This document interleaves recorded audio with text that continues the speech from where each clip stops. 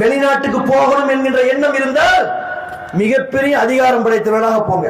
பணம் சம்பாதிக்கிறதுக்கு போகாதீங்க. இது உங்க நாடு, இது உங்களுக்கு சொந்தமான நாடு. உங்களுடைய தாத்தனும் பாட்டனும் வாழ்ந்த நாடு. உங்களுடைய தாத்தனும் முப்பாட்டனும் இந்த நாட்டினுடைய விடுதலைக்காக போராடி இருக்கிறார்கள். மற்றவர்கள் யாரும் செய்ததை விட அதிகமான தியாகத்தை நாம் செய்திருக்கிறோம். மற்றவர்கள் யாரும் இந்த நாட்டினுடைய சுதந்திரத்திற்காக உரிமை கோர முடியாது, நம்மால் கோர முடியும். நேதாஜியோடு நாம் இருந்திருக்கிறோம், காந்தியோடு இருந்திருக்கிறோம், திப்பு சுல்தானோடு இருந்திருக்கிறோம். மற்றவர்கள் இறந்ததை விட அதிகமாக இறந்திருக்கிறோம். மற்றவர்கள் இறந்ததை விட அதிகமாக நாம் இறந்திருக்கிறோம். மற்றவர்களால் கொல்லப்பட்டதை விட நாம் அதிகமாக கொல்லப்பட்டிருக்கிறோம். இந்த நாட்டில் வாழ்வதற்கும் அதிகாரத்தோடு இருப்பதற்கும் மரியாதையோடு இருப்பதற்கும் உங்களுக்கு உரிமை இருக்கிறது. உங்களுடைய பிள்ளைகளுக்கு சொல்லி வளர்க்க வேண்டிய இடத்தில் இருக்கிறீர்கள். அஸ்ஸலாமு அலைக்கும் வரஹ்மத்துல்லாஹி வபரகாத்துஹு. கண்ணியத்திற்குரிய சகோதரர்களே, சகோதரிகளே, கொள்கை ரீதியாக ஒரு சமூகம் வார்க்கெடுக்கப்பட்டால் மட்டும்தான் அந்த சமூகம் தன்னை சுற்றி இருக்கக்கூடிய பல பிரச்சனைகளுக்கான தீர்வை பெற முடியும் என்பதை நாம் ஒவ்வொருவரும் புரிந்து கொள்ள வேண்டும். எனக்கு வழங்கப்பட்டிருக்கக்கூடிய தலைப்பு கல்வியின் அவசியம், இந்தியாவில் இஸ்லாமியர்களுடைய இன்றைய நிலை. அப்ப நம்ம இன்றைய நிலை பத்தி சொல்லக்கூடிய நேரத்துல பல சகோதரர்களும் சகோதரிகளும் அழகான முறையில சொன்னீங்க. இன்னைக்கு இந்த நாட்டில் ஒரு அச்சுறுத்தல் இருக்கிறது, நாம பாதுகாப்பாக இல்லை, பள்ளிவாசல்கள் இடிக்கப்படுகிறது, இடிப்பதற்கென்றே பல பள்ளிவாசல்கள் பட்டியலில் இருக்கிறது என்று சொன்னார்கள்.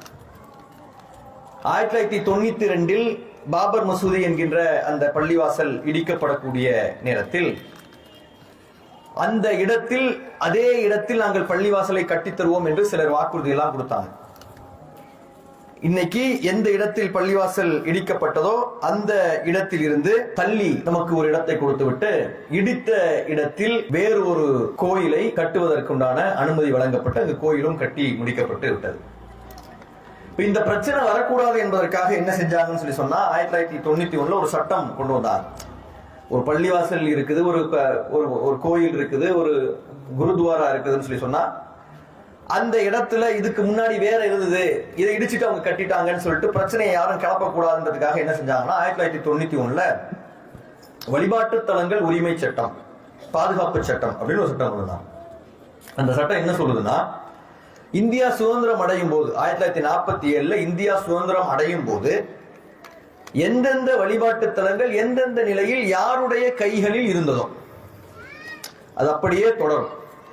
யாரும் அதற்கு பிறகு இது என்னோட இடமா இருந்துச்சு, அது உன்னோட இடமா இருந்துச்சு, 3000 வருஷத்துக்கு முன்னாடி நாங்க அங்க இருந்தோம், 2000 வருஷத்துக்கு முன்னாடி இங்க இருந்தோம் சொல்லிட்டு யாரும் சொல்லக்கூடாது.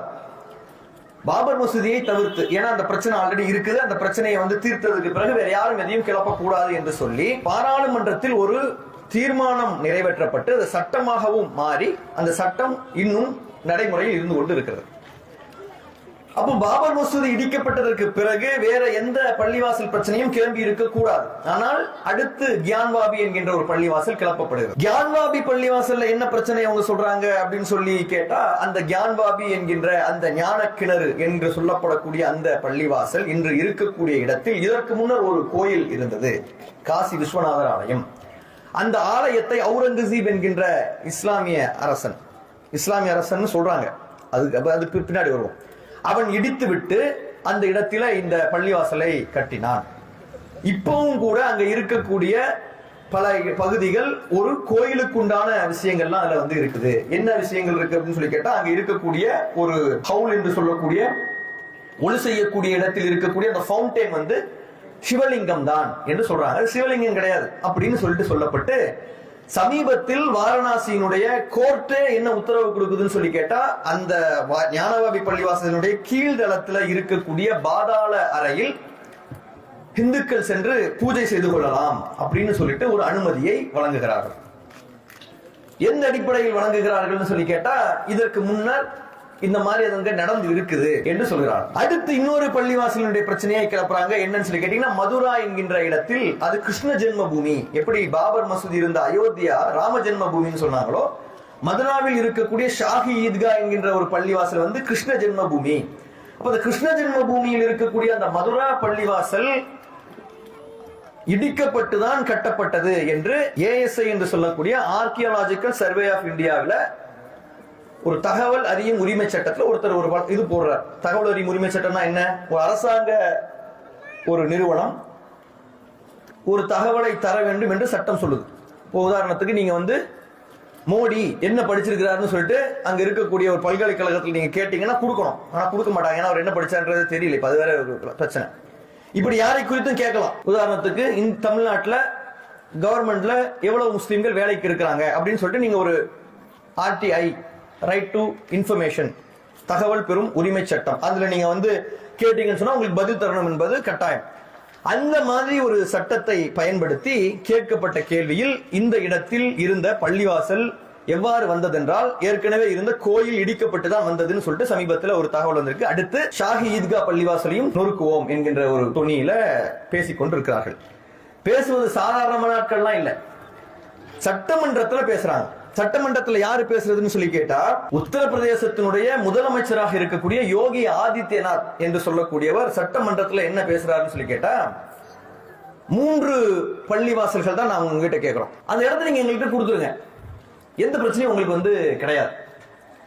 இதற்கு முன்னர் இந்த நாட்டில் ஒரு சம்பவம் நடந்தது. மகாபாரத யுத்தம் எவ்வாறு நடந்தது தெரியுமா? மகாபாரதம் என்பது ஒரு புராணம். மகாபாரத யுத்தம் எவ்வாறு நடந்தது தெரியுமா? கௌரவர்களுக்கும் பாண்டவர்களுக்கும் இடையில ஒரு பிரச்சனை. பாண்டவர்களுக்கு 5 கிராமங்களை கொடுங்கள் என்று கிருஷ்ண பரமாத்மா கௌரவர்களிடம் கேட்டார், துரியோதனிடம் கேட்டார். அந்த 5 கிராமங்களை அவர் கொடுத்திருந்தார்னு சொல்லி சொன்னா மகாபாரத யுத்தமே நடந்திருக்காது. 5 கிராமங்களை கொடுப்பதற்கு கௌரவர்கள் யோசிச்சதுனால, இது ஒரு ஒரு புராணம், யோசிச்சதுனால தான் மகாபாரத யுத்தம் நடந்தது. மகாபாரத யுத்தத்தில் அந்த கௌரவர்கள் என்று சொல்லக்கூடிய 100 பேர் கொல்லப்பட்டார்கள். அங்க பீஷ்மர் என்று சொல்லக்கூடிய பலர் கொல்லப்பட்டார்கள். பெரிய பெரிய ஆட்கள் எல்லாம் அங்கே மரணித்து போனார்கள். அதனால அந்த யுத்தம் நடந்ததற்கு காரணமே 5 கிராமத்தை கொடுக்காம இருந்ததுதான். நாங்க 5 கேட்கல, 3 தான் கேட்கிறோம். பாபர் மசூதி, ஷாஹி ஈத்கா, கியானவாபி, இந்த 3 நீங்க கொடுத்துருங்க, எந்த பிரச்சனையும் கிடையாது. இல்லைன்னா என்ன நடக்கும்? கேரண்டி இல்லை என்பது மாதிரியான ஒரு பேச்சை பேசுற. அப்ப வெளிப்படையா மிரட்டுற.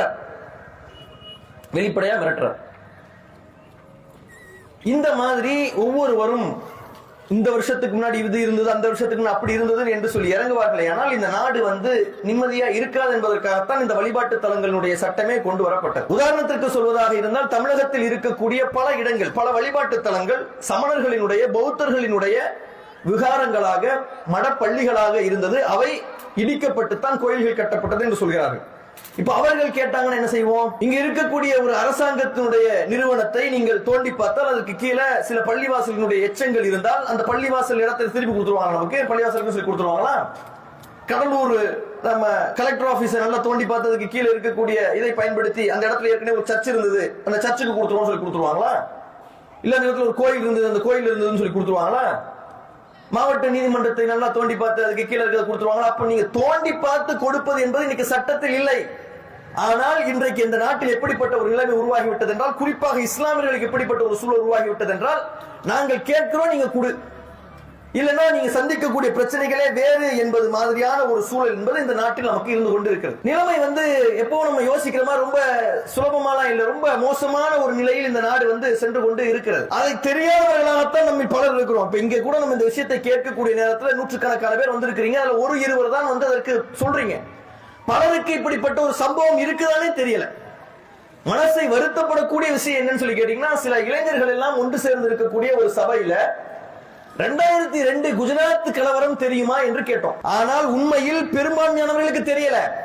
இங்க தாய்மார்களாக வந்திருக்கக்கூடிய உங்களுக்கு தெரியவில்லை என்றால் உங்களுடைய பிள்ளைகளுக்கு நிச்சயமாக தெரிந்திருப்பதற்கு வாய்ப்பில்லை. அத்தனை இளைஞர்கள் சேர்ந்து இருக்கக்கூடிய சபையில் 2002 நடந்த ஒரு கலவரத்தை குறித்து தெரியவில்லை. எதற்காக அதை குறித்து தெரிந்து கொள்ளணும்? அந்த கலவரத்தில் இஸ்லாமியர்களுக்கு என்ன நடந்தது? எத்தனை பேர் கொல்லப்பட்டார்கள்? எப்படி கொல்லப்பட்டார்கள்? யாரால் கொல்லப்பட்டார்கள்? என்ன சொல்லி அவர்களுக்கு அந்த மரணம் வந்து சேர்ந்தது? தெரிந்து கொள்வதில்லை. 2002 ஒரு ட்ரெயின் வந்து கோத்ரா என்கின்ற ஒரு ரயில் நிலையத்தை கடக்கக்கூடிய நேரத்தில் தீப்பற்றி எரிந்து அதில் இருக்கக்கூடிய பல பேர் இறந்து போகிறார்கள். அந்த தீப்பற்றி எரிந்ததற்கு காரணம் இஸ்லாமியர்கள் தான் என்கின்ற ஒரு பொய் பரப்பப்படுகிறது. Every action has equal and opposite reaction என்று வெளிப்படையாக அங்கே இருக்கக்கூடியவர்கள் பேசினார்கள். 3 நாட்கள் அங்கே இருக்கக்கூடிய கலவரக்காரர்கள் இஸ்லாமியர்களை கொன்று குவிப்பதை பார்த்து கொண்டு இருப்பது போன்று வாய்மொழி உத்தரவு அரசாங்கத்தால் பிறப்பிக்கப்பட்டது. அன்று போலீஸ் கண்ட்ரோல் ரூமில் இருந்து கொண்டு அங்கு இருக்கக்கூடியவர்களுக்கு கட்டளையிட்டுக் கொண்டிருந்த உள்துறை அமைச்சர் இருந்தார் என்று குற்றம் சாட்டப்பட்டது. அங்கே இருந்த அந்த வயர்லெஸ் கருவிகளினுடைய ரெக்கார்டுகள் அளிக்கப்பட்டது. இந்த கலவரத்தை அரசாங்கம் தான் முன்னின்று நடத்தியது என்று குற்றம் சாட்டியவர்கள் கைது செய்யப்பட்டார்கள். இன்றும் ஜெயிலுக்குள் இருக்கிறார்கள். சஞ்சீவ் பட் என்று சொல்லக்கூடிய ஒரு ஐபிஎஸ் அதிகாரி சொன்னார், இந்த கலவரம் நடந்ததற்கு காரணம் அரசாங்கத்தினுடைய ஒத்துழைப்போடுதான் இது நடந்தது. இந்துக்களை அவர்களுடைய கோபத்தை முழுமையாக விடுவதற்கு நீங்கள் அனுமதி விடுங்கள், அவர்கள் எந்த வகையிலும் தடுக்காதீர்கள் என்று போலீஸ்காரர்களுக்கு உத்தரவு பிறப்பிக்கப்பட்டது. பல இடங்களில் போலீஸ்காரர்களே கலவரத்தை முன்னின்று நடத்தினார்கள். ஆயிரக்கணக்கானவர்களுடைய வீடுகள் இடிக்கப்பட்டது. ஆயிரக்கணக்கான பெண்கள் கொடூரமாக கொல்லப்பட்டார்கள். குழந்தைகள் சாகடிக்கப்பட்டார்கள். வீடுகளில் இருக்கக்கூடிய சிலிண்டர்கள் வெடிக்க வைக்கப்பட்டது. வீடுகளுக்குள் பெட்ரோல் ஊற்றி அவர்கள் கொளுத்தப்பட்டார்கள். கார்கள் சென்று கொண்டிருக்கக்கூடிய நேரத்தில் தடுக்கப்பட்ட அந்த கார்கள் அப்படியே பெட்ரோல் ஊற்றி கொளுத்தி பல பேர் கொல்லப்பட்டார்கள். பெண்களுக்கு கொடூரமான மானபங்க சம்பவங்கள் எல்லாம் அங்கே நடந்தது. 8 வயது குழந்தை என்றும் பாராமல் ஒரு குழந்தையுடைய தலையை பாறாங்கல்லில் மோதி கொலை செய்யக்கூடிய அளவிற்கு அந்த கொடூரர்களுடைய உள்ளம் இருந்தது. இதை செய்தவர்கள் எல்லோரும் எங்கே வெளியிருந்து கூட்டு வரப்பட்டவர்கள் இல்லை. நேற்று வரை தங்களோடு வாழ்ந்து தங்களோடு பழகி தங்களோடு இருந்த பிற சமுதாயத்தை சார்ந்தவர்கள் தான் இதை எல்லாம் செய்தார்கள். எங்கள் வீட்டில் பால் ஊற்றக்கூடிய ஒருவர், நாங்கள் பால் ஊற்றக்கூடிய நேரத்தில் அதை வாங்கிக் கொள்ளக்கூடிய ஒருவர், எங்களோடு உணவு உண்ணக்கூடிய ஒருவர், எங்களோடு பேசக்கூடிய ஒருவர், அண்ணன் என்றும் தம்பி என்றும் பேசி பழகியவர்கள் தான் இந்த விஷயங்களை எல்லாம் செய்தார்கள். அவ்வாறு செய்வதற்கு அவருடைய உள்ளங்களில் மிகப்பெரிய வெறுப்பு ஊட்டப்பட்டது. இஸ்லாமியர்களை குறித்த தவறான எண்ணம் அவருடைய உள்ளங்களில் பதிய வைக்கப்பட்டது. தாங்கள் செய்த செயல்களுக்காக அவர்கள் வருந்தவில்லை. எவ்வாறு பல்லாயிரக்கணக்கானவர்களை கொல்லும் போது நான் உணர்ந்தேன் என்று பாபு பஜ்ரங்கி என்பவன் சொன்னான் என்றால், ராணா பிரதாப் சிங் எவ்வாறு ஆயிரக்கணக்கானவர்களை கொண்ட போது உணர்ந்தேனோ அவ்வாறு உணர்ந்தேன் என்று சொன்னான். இந்த கலவரத்தில் பெண்களுக்கும் பங்கிருந்தது. பிஜேபியை சார்ந்த அன்னைக்கு இருந்த சிட்டிங் எம்எல்ஏ அந்த பிரச்சனையில் நேரடியாக சம்பந்தப்பட்டிருந்தார். அவரும் அரசு செய்யப்பட்டார். இதெல்லாம் தெரியல. 3000 பேர் அரசாங்க கணக்குப்படி. இன்னைக்கும் சொந்த நாட்டில் குஜராத்தில் அகதிகளை போன்று அங்கே ஒரு கூட்டம் வாழ்ந்து கொண்டிருக்கிறது. தங்களுக்கு நடந்த அப்படிப்பட்ட கொடூரங்களினால் பைத்தியம் பிடித்தவர்களாக பல பேர் இன்னும் அங்கே சுற்றி கொண்டு இருக்கிறார்கள். என்ன கொடுமை என்றால், இதையெல்லாம் செய்தவர்கள் இன்னைக்கு வெளியில் இருக்கிறார்கள். வெளிப்படையாக பில்கிஸ் பானு என்கின்ற ஒரு பெண்ணினுடைய குடும்பத்தை முழுமையாக அழித்து கொடூரமான பாலியல் வன்முறைக்கு உட்படுத்தப்பட்டு அவளுடைய குழந்தையை கொன்று இவளும் செத்துவிட்டாள் என்று விட்டு சென்றவர்களை பல்வேறு வழக்குகளை நடத்தி ஜெயிலில் அடைத்ததற்கு பிறகும் கூட அங்கே இருக்கக்கூடியவர்களினுடைய அதிகாரத்தை பயன்படுத்தி ஆளுநருடைய உத்தரவின் அடிப்படையில் இவர்கள் நல்லவர்கள் என்கின்ற ஒரு காரணத்தை பயன்படுத்தி இன்னைக்கு விடுதலை செய்யப்பட்டிருக்கிறார்கள். விடுதலை செய்யப்பட்டவர்களை உடனடியாக ஜெயிலில் அடையுங்கள் என்று உச்சநீதிமன்றம் சொன்னதற்கு பிறகும் கூட அவர்கள் இன்னும் ஜெயிலில் அடைக்கப்படாமல் வெளியே சுற்றிக் கொண்டிருக்கிறார்கள். அவர்கள் காணவில்லை என்று அங்கே இருக்கக்கூடிய மாநில அரசாங்கம் சொல்லிக் கொண்டிருக்கிறது. 30 வருடங்களுக்கு முன்னால் நடந்த 2022 20 வருடங்களுக்கு முன்னால் நடந்த ஒரு கலவரத்தில் இன்னும் தவறு செய்தவர்கள் தண்டிக்கப்படவில்லை. இதை குறித்து இந்த சமுதாயத்திற்கு எந்த விதமான புரிதலும் இல்லை. என்ன நடக்கிறது என்பதை குறித்து அவர்களுக்கு தெரியவில்லை. தன்னுடைய தங்கையை, தன்னுடைய அக்காளை, தன்னுடைய தாயை, தன்னுடைய மனைவியை, தன்னுடைய குடும்பத்தை, தன்னுடைய பிள்ளைகளை காப்பதற்கு கடமை பெற்றிருக்கக்கூடிய இளைய சமுதாயம், பாதுகாக்க வேண்டிய இடத்தில் இருக்க வேண்டிய இளைய சமுதாயம் என்ன நிலையில் நாம் இருக்கிறோம் என்பது கூட தெரியவில்லை. இங்க இருக்கக்கூடிய இத்தனை பெண்களுக்கு இது குறித்து தெரியவில்லை என்றால், பல இளைஞர்களுக்கு இது குறித்து தெரியவில்லை என்றால், எப்படி நீங்கள் இந்த பிரச்சனையில் இருந்து பாதுகாத்துக் கொள்வீர்கள்? ஏங்க அங்க தீப்பத்தி எரிந்து கொண்டிருக்கின்றது, நீங்க கண்களால் பார்த்தாதான் அதை அணைக்க முடியும். அதை குறித்து நீங்கள் கண்களை மூடிக்கொண்டிருந்தால் நேற்று அங்கே எரிந்த தீ நாளை நம்முடைய வீட்டில் எரியுமே என்கின்ற விழிப்புணர்வு எப்படி வரும்? இன்னைக்கு இந்த சமுதாயம் எப்படிதான் இருக்கு. இங்க நல்லா தான் இருக்கணும். தமிழ்நாட்டில் என்ன பிரச்சனை? தமிழ்நாடு ஒரு வித்தியாசமான ஊர். அல்ஹம்துலில்லாஹ். கல்வியை பெற்றிருக்கக்கூடிய மக்கள், மனிதர்களை மனிதர்களாக பார்க்கக்கூடிய நல்ல மனிதர்கள் வாழக்கூடிய ஒரு இடம். ஆனால் வடநாடு அப்படி இல்லை. அங்கே இருக்கக்கூடிய உள்ளங்களில் மத வெறி ஊட்டப்படுகிறது. இங்கே இருக்கக்கூடிய உள்ளங்களிலும் அந்த மதவெறி ஊட்டுவதற்குண்டான வேலைகள் நடந்து கொண்டிருக்கிறது. எந்த அளவிற்கு அவருடைய உள்ளங்களில் மதவெறி ஊட்டப்படுகிறது? ஒரு சக மனிதனை குறித்த வெறுப்பு எப்படி ஊட்டப்படுகிறது? பொதுவாக மனிதர்கள் ஒரு குழந்தையை பார்த்த உடனே எந்த மதமாக இருந்தாலும் சரி, நீங்க ட்ரெயின்ல வாங்க, தமிழகத்துல பெரிய பட்டை அடித்திருப்பார், பொட்டு வைத்திருப்பார், ஒரு இந்து சகோதரர், பார்க்கும் போதே தெரியும் கடுமையாக இறைவனை வணங்கக்கூடிய ஒரு ஹிந்து. ஒரு சின்ன குழந்தை புர்கா போட்டுக்கிட்டு ஹிஜாப் போட்டுக்கிட்டு சிரிச்சுட்டு நினைச்சுன்னு வச்சுக்கலாம், அவரை மீறி அவர் கொஞ்சுவார் அந்த குழந்தைய. அவருக்கு அது பெரிய வித்தியாசமா தெரியும். அந்த குழந்தை முஸ்லீம், அந்த குழந்தை ஹிஜாப் போட்டுருக்கலாம் தெரியாது, குழந்தையாக தான் பார்ப்பாங்க. அவர் ஹிந்துவாக இருப்பார், இந்த குழந்தை முஸ்லீமாக இருக்கும். மனிதனுக்கு இயல்பாக ஒரு அதே மாதிரிதான் மாற்று மத நமக்கும் ஒரு குழந்தை, அந்த குழந்தை எந்த மதம்னா நம்ம யோசிக்க மாட்டோமே, இந்து மதமோ கிறிஸ்துவ மதமோ இருக்கும். அந்த குழந்தை சிரிக்குதுன்னா நாம நம்ம மதம் எந்த மதத்தை சார்ந்தவர்களாக அந்த குழந்தைய கண்ணத்தை அப்படி கிள்ளிட்டு போயிடுவோம், சிரிச்சுக்கிட்டு போயிடுவோம். இயல்பாக மனிதனுக்கு நடக்கக்கூடிய விஷயம். மதங்களை பார்க்க மாட்டோம் அந்த இடத்துல. குழந்தையை குழந்தையாக பார்ப்போம், அன்பை பொழியக்கூடியவர்களாக இருப்போம். இது மனிதர்களுடைய இயல்பு. ஆனால் இன்னைக்கு என்ன நடந்து கொண்டு இருக்கிறது இந்த நாட்டில் சொல்லி கேட்டீங்கன்னா, திரிப்தா தியாகின்னு சொல்லிட்டு ஒரு பெண் உத்தரப்பிரதேசத்துல முசாஃபர்பாத் என்கின்ற ஒரு மாவட்டத்தில் ஒரு பள்ளிக்கூடத்தில் அந்த பெண் ஒரு 8 வயது சிறுவனை அடிக்க சொல்கிறார். யாரை வைத்து? சக மாணவர்களை வைத்து அடிக்க சொல்கிறார். அந்த மாணவன் நின்று கொண்டு அழுது கொண்டே இருக்கிறான். ஒவ்வொருத்தனையா வந்து அடிக்க சொல்றான். ஒவ்வொரு சிறுவனா வந்து அடிக்கிறான். பலார் பலார் கணத்துல அறையறான். அந்த பையன் அழுதுகிட்டே இருக்கிறான். ஒரு மாணவன் அடிக்கிறதுக்கு யோசிக்கிறான். தன்னுடைய கூட படிக்கக்கூடிய ஃப்ரெண்ட் இல்ல, சக மாணவன் அடிப்பதற்கு யோசிச்சுக்கிட்டு அடிக்காம நிற்கக்கூடிய நேரத்துல என்ன அடிக்காம இருக்க, நல்ல அடி. அந்த பையன் லேசா அடிக்கிறான். இல்ல வேகமா அடி. அந்த பையன் முதுகுல அடிச்சிட்டு போறான். அப்போ அந்த பெண் சொல்கிறாள், இஸ்லாமியர்கள் எல்லாரும் இப்படித்தான் அடிக்கப்பட வேண்டியவர்கள். அந்த பெண் சொல்றான், இஸ்லாமியர்கள் இப்படித்தான் அடிக்கப்பட வேண்டியவர்கள், அவர்களுக்கு கல்வியே வருவதில்லை, இப்படித்தான் அடிக்கணும். எப்படி ஒரு சமுதாயத்தில் இருக்கக்கூடிய ஒட்டுமொத்த பேருக்கும் கல்வி வராம இருக்கும்? சமுதாயத்தில் இருக்கக்கூடிய எல்லோரும் எப்படி முட்டாள்களாக இருப்பார்கள்? அப்ப அபுல் கலாம் ஆசாத் யாரு? அப்துல் கலாம் யாரு? இந்த நாட்டினுடைய முதல் கல்வி அமைச்சர் என்று நீங்கள் சொல்லக்கூடிய, இந்த நாட்டில் இருக்கக்கூடிய ஐஐடிகளை உருவாக்கக்கூடிய, இன்னைக்கு இந்தியாவினுடைய பெருமை என்று நீங்கள் உலகில் பீத்திக் கொண்டிருக்கக்கூடிய ஐஐடிகளை உருவாக்கிய, கூகுளினுடைய சிஓவாக இருக்கக்கூடிய சுந்தர் பிச்சை படித்த அந்த ஐஐடியை உருவாக்கியது யார்? இந்தியாவினுடைய முதல் கல்வி அமைச்சராக இருந்த அபுல் கலாம் ஆசாத். அவர் ஒரு லாயர். அப்துல் கலாம் ஒருத்தர் இருந்தாரு, இந்தியாவுடைய பிரசிடென்டாக இருந்தாரு. நியூக்ளியர் மேன் என்று நீங்கள் சொன்னீர்கள். போக்ரான் அணுகுண்டு வெடிப்பில் மிக முக்கியமான ஒரு பங்கு வகித்தார். இந்தியாவை தன்னிறைவு பெற்ற ஒரு நாடாக மாற்றினார். அணுகுண்டு வேணும் வேணாம் இரண்டாவது. நீங்கள் இன்னைக்கு எதை சயின்ஸ் அண்ட் டெக்னாலஜி என்று சொல்லிக் கொள்கிறீர்களோ அந்த சயின்ஸ் அண்ட் டெக்னாலஜி இந்தியாவில் உலகத்தில் செல்ஃப் ரிலையன்ட் என்று சொல்லக்கூடிய தற்சார்பு நிலைக்கு கொண்டு சென்றதில் மிக முக்கியமான பங்கு வகித்த பல்வேறு விஞ்ஞானிகளில் அப்துல் கலாம் இருக்கத்தான் செய்யறாரு. இன்னைக்கு சூரியனுக்கு விண்கலம் அமைச்சிருக்கிறீங்க. சாஜி என்று சொல்லக்கூடிய ஒரு பெண். விஞ்ஞானிகளில் மதங்களை நம்ம பார்க்க வேண்டியதில்லை, அவர்கள் இந்த நாட்டுக்காக செய்கிறார்கள். யாரை எந்த மதத்தை சார்ந்தவர்களாக இருக்கட்டும். நீங்கள் என்ன சொல்றீங்க? இஸ்லாமியர்கள் எல்லாம் முட்டாள்கள் சொல்லிதான் அந்த பெண் அடிச்சாங்க. சக மாணவர்களை அடிக்க சொன்னார். அடிக்கும் போது அந்த மாணவன் அழுகிறான். அவங்களுக்கு ஒரு பெரிய ஒரு வழியாவே தெரியலையே, தன்னுடைய பிள்ளை எப்படி அடிக்க சொல்லுவாங்களா? மதத்தின் பெயரால் அடிக்க சொல்லுவாங்களா? அவ்வாறு அடித்தால் அந்த பிள்ளைகள் எவ்வாறு வளரும் என்று அவர்கள் யோசிக்க மாட்டார்களா? செய்கிறார்கள். இதை கர்நாடகாவில் ஹிஜாப் அணிந்த பெண்கள் படிக்க கூடாது என்று தடுத்து நிறுத்தப்படுகிறார்கள். அது அவருடைய மத உரிமை. கேட்கவில்லை யாரும். எங்க ஸ்கூலுக்கு வரக்கூடியவர்கள் மத அடையாளங்களோடு வரக்கூடாதுன்னு நீங்க சொல்றீங்க. இது மத அடையாளம் இல்லைங்க, இது என்னுடைய உடை. இது என்னுடைய உடைங்க. இது இப்படித்தான் உடை அணிய வேண்டும் என்று சொல்லப்படுகிறது. நாங்கள் யூனிஃபார்ம் அணிவதற்கு தயார். யூனிஃபார்மோடு சேர்ந்து தலையை மறைத்துக் கொள்கிறோம், அவ்வளவுதான். யூனிஃபார்ம் அணிய மாட்டோம் சொல்லல, யூனிஃபார்ம் அணிகிறோம், கூட தலையை மறைத்துக் கொள்றோம், அவ்வளவுதான். தலையை மறைக்க சொல்லி இந்த மார்க்கம் சொல்கிறது. அந்நிய ஆண்களுக்கு முன்னால் தலைமுடியை தெரியக்கூடிய அளவுக்கு இருக்கக்கூடாது என்று இந்த மார்க்கம் சொல்கிறது. யூனிஃபார்முக்கு எதிரானவர்கள் இல்லை, யூனிஃபார்ம் போடுறோம், தலையை மட்டும் மறைத்துக் கொள்கிறோம். பெண்களுக்கு மட்டும்தான், ஆண்களுக்கு அதுவும் இல்ல. ஆண் மாணவர்கள் வழக்கம் போல யூனிஃபார்ம் போட்டு வராங்க. பெண்களுக்கு மட்டும் தலையை மறைத்துக் கொண்டு வேற எந்த மதத்தை சார்ந்தவர்கள் வருவது இல்லையா? சீக்கிய மாணவிகள் தலையை மறைத்துக் கொண்டு வருகிறார்களா இல்லையா? சீக்கிய சமுதாயத்தில் ஒரு குறிப்பிட்ட பிரிவினர் தலையை மறைத்துக் கொண்டு வருகிறார்கள். ஆண்கள் அணிவது போன்ற டர்பனை அவர்களும் அணிகிறார்கள்.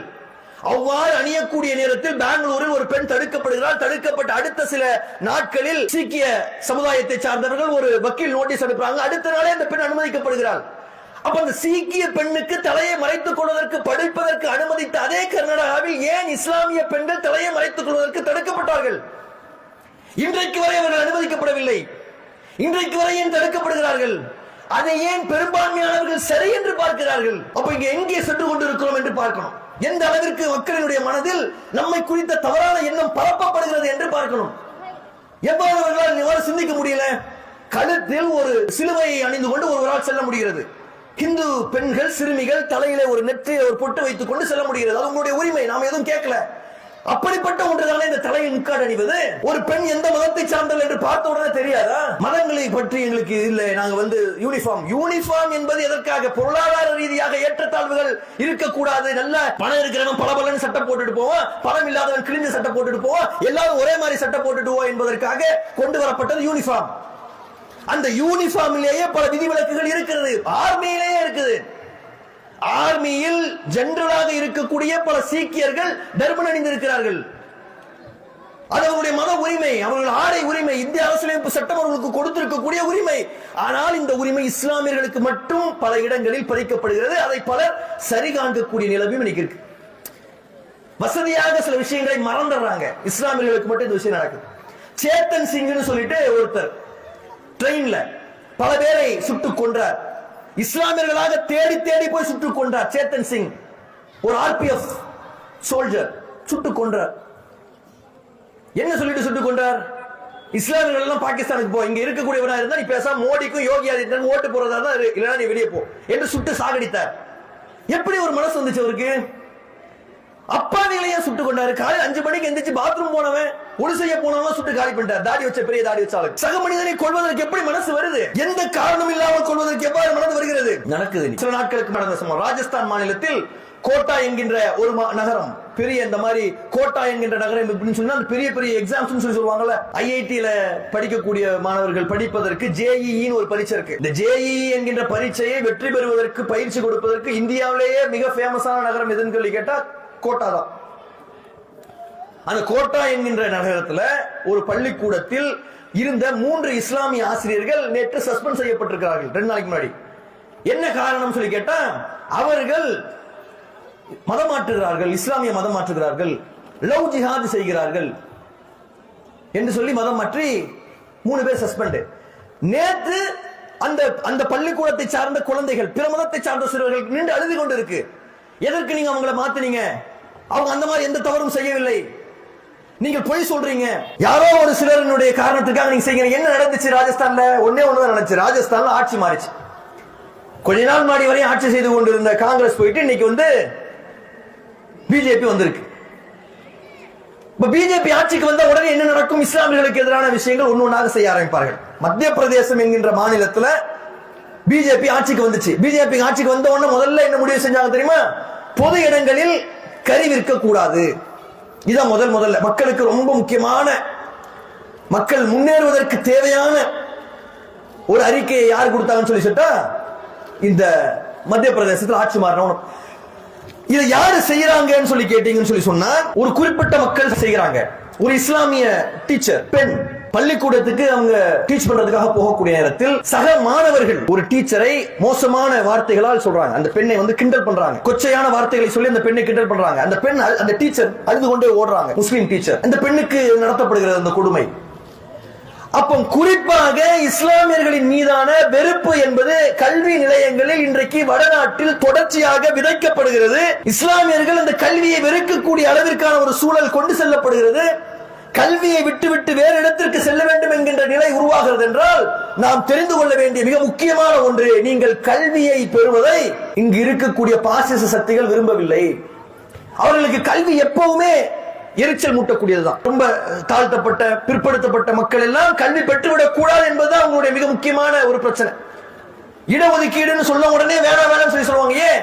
சாதாரணமாக தெருவில் செருப்பு தைத்துக் கொண்டிருந்தவர், தெருவை பெருக்கிக் கொண்டிருந்தவர், இவருடைய பிள்ளைகள் IAS IPS ஆயிட்டா நாளைக்கு யார் நம்ம மதிக்கிறது? மத்தவன் படிக்க கூடாது, நாம மட்டும்தான் படிக்கணும் என்று நினைக்கக்கூடிய எண்ணத்தினுடைய வெளிப்பாடு அது. அப்ப இது இஸ்லாமியர்களுக்கு எதிராக நடக்கிறது. இஸ்லாமியர்களுக்காக அடுத்த படியில என்ன நடக்குதுன்னு சொல்லி கேட்டா, கொள்வது கூட தவறில்லை என்பது மாதிரியான சித்தாந்தம் நடக்குது. படிப்பு மட்டும் இல்லை, சாகடிக்கிறது கூட தப்பில்லை என்பது மாதிரியான சம்பவங்கள் தொடர்ச்சியாக வாட்ஸ்அப்புகள்ல, பேஸ்புக்குகள்ல நடந்து கொண்டே இருக்கு. இன்னைக்கு கர்நாடகா என்கின்ற ஒரு மாநிலத்துல ஒரு தேர்தல் சமீபத்தில் நடந்து முடிஞ்சிருக்கு. அந்த தேர்தல்ல கோஸ்டல் கர்நாடகான்னு சொல்லக்கூடிய கடற்கரை ஒட்டி இருக்கக்கூடிய கர்நாடகா பகுதிகளில் அதிகமாக ஜெயிச்சது பிஜேபி. அதை ஜெயிச்சதற்கு காரணம் என்ன என்பதை வாஷிங்டன் போஸ்ட் என்று சொல்லக்கூடிய உலகினுடைய பெரிய ஒரு பத்திரிகை தன்னுடைய ஆட்களை நிர்ணயித்து யோசிச்சு பார்த்துட்டு அவங்க சொல்லக்கூடிய பதில் என்னவாக இருக்குதுன்னு சொல்லி கேட்டா, அஸ்த்ரா என்கின்ற ஒரு வாட்ஸ்அப் குழுமம் பூஜாரி என்று சொல்லப்படக்கூடிய ஒரு 20-25 வயது மதிக்கத்தக்க ஒரு இளைஞரால் நடத்தப்படுது. லட்சக்கணக்கான பேர் அதில் உறுப்பினர்களாக சேர்க்கப்பட்டு இருக்கிறார்கள். அவர்களுக்கு தொடர்ச்சியாக முஸ்லிம்களை குறித்து தப்பான எண்ணம் பதியப்பட்டுக் கொண்டே இருக்கு. முஸ்லிம்கள் மோசமானவர்கள், முஸ்லிம்கள் அயோக்கியர்கள், முஸ்லிம்கள் இந்த நாட்டை காட்டிக் கொடுத்தவர்கள், முஸ்லிம்கள் இந்த நாட்டினுடைய விடுதலைக்காக எதுவும் செய்யவில்லை, இந்துக்களை திப்பு சுல்தான் கொன்றார், இந்தியாவில் இருக்கக்கூடிய எல்லா பிரச்சனைக்கும் காரணம் முஸ்லிம்கள் தான். நீங்க ட்ரெயின்ல வந்துட்டு இருக்கும்போது ஒருத்தர் பேசிட்டு இருந்தார். என்ன பேசிட்டு இருக்காரு தெரியுங்களா? தமிழ்நாட்டில் என்ன நடக்குது தெரியுமா? HRNC என்று சொல்லக்கூடிய இந்த ஹிந்து அறநிலையத்துறைன்னு சொல்லுவாங்க, கோயில்களை எல்லாம் அங்க இருக்கக்கூடிய பணத்தை எடுத்து பாய்மார்களுக்கு பைசா கொடுத்துக்கிட்டு இருக்காங்க அப்படின்னு பேசிட்டு வர. அங்க இருக்கக்கூடிய பைசாவை எடுத்து பள்ளிவாசல் இருக்கக்கூடிய இமாம்களுக்கு எல்லாம் பைசா கொடுக்குறாங்க அப்படின்னு சொல்லி பேசிட்டு இருக்கிறார். உண்மையா கொடுக்குறாங்களா? அது பொய். வக்பு போர்டுன்னு ஒண்ணு இருக்கு, வக்பு போர்டே கொடுக்குது. பல நேரங்களில் பைசா வந்து சேர்றது இல்லை இமாம்களுக்கு, அது வேற விஷயம். ஆனா இந்து அறநிலையத்துறையில் இருக்கக்கூடிய காசை எடுத்து, உண்டியில் இருக்கக்கூடிய காசை எடுத்து முஸ்லீம் பாய்களுக்கு பணம் கொடுக்குறாங்கன்னு சொல்லிட்டு ட்ரெயின்ல வரும்போது ஒரு சாதாரண ஒரு மனுஷன் இன்னொரு சக மனுஷன் கிட்ட பேசிட்டு வரா. எப்படி அவருக்கு இந்த தகவல் போச்சு? இந்த செய்தி அவருக்கு சொன்னது யாரு?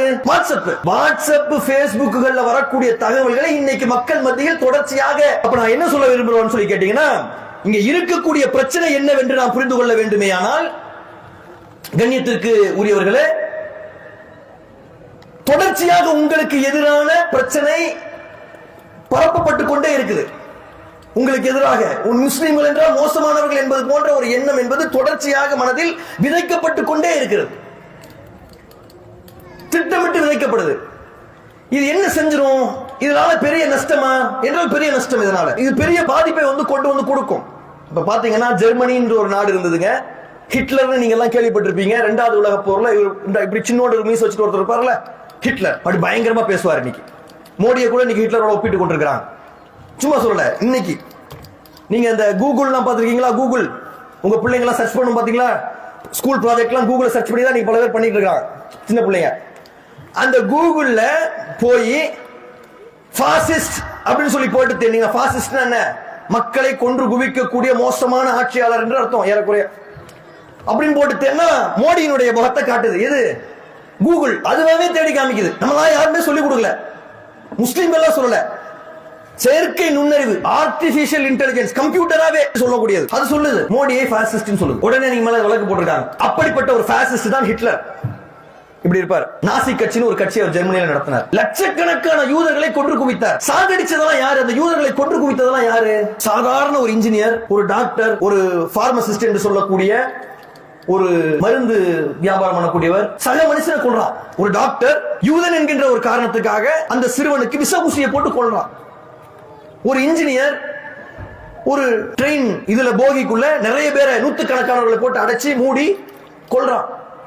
ஒரு கெமிக்கல் படித்த ஒரு ஆளு நூற்றுக்கணக்கான பேரை ஒரு ரூமுக்குள்ள அடைச்சு விஷப்புகையை வைத்து கொள்றான். இதெல்லாம் நம்ம கதை சொல்லல, இதெல்லாம் நடந்துச்சு. 80 வருஷத்துக்கு முன்னாடி நடந்துச்சு. 1948 ஜெர்மனியில் யூதர்கள் இவ்வாறு கொல்லப்பட்டார்கள். ஹாலோகாஸ்ட் என்று சொல்லப்படுகிறது. பெரும் கொலை நடந்தது. இதை எவ்வாறு சக மனிதர்கள் செய்தார்கள்? சக மனிதர்களை வெறுக்கக்கூடிய எண்ணத்தை அவர்கள் உள்ளத்தில் ஊட்டியது எது? நாசி என்கின்ற சித்தாந்தம் ஊட்டியது. நம்முடைய எல்லா பிரச்சனைகளுக்கும் காரணம் யூதர்கள் தான் என்கின்ற ஒரு எண்ணத்தை அவருடைய உள்ளங்களில் பதிய வைத்தார்கள். அதே மாதிரியான ஒரு எண்ணம் நமக்கு எதிராக இந்தியாவில் இன்றைக்கும் விதைக்கப்பட்டுக் கொண்டே இருக்கிறது. ஹாலோகாஸ்ட் மெமோரியல் மியூசியம் என்று சொல்லக்கூடிய ஒரு அமைப்பு இந்த மாதிரியான இனப்படுகொலைகளை எல்லாம் ஆய்வு செய்யக்கூடிய அமைப்பு சொல்கிறது, 2024 வந்துட்டோம்ல, இந்தியா மிகப்பெரிய இனப்படுகொலையை எதிர்கொள்ள காத்துக் கொண்டிருக்கிறது. ஒரு இனப்படுகொலை நடக்க வேண்டும் என்றால் ஏராளமான விஷயங்கள் 1, 2, 3, 4 சொல்லி பல விஷயங்கள் நடக்க வேண்டி இருக்கிறது.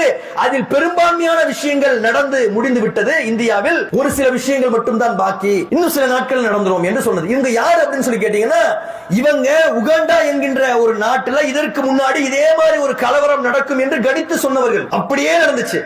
அதே மாதிரி ஒரு சம்பவம் இந்தியாவில் 2024 நடக்க போதுன்னு சொல்றாங்க. 2024 தேர்தலை ஜெயிச்சிட்டாருன்னு வைங்க, அடுத்ததுதான். அப்படிதான் போய்கிட்டு இருக்கு. இதெல்லாம் நமக்கு தெரியுமா?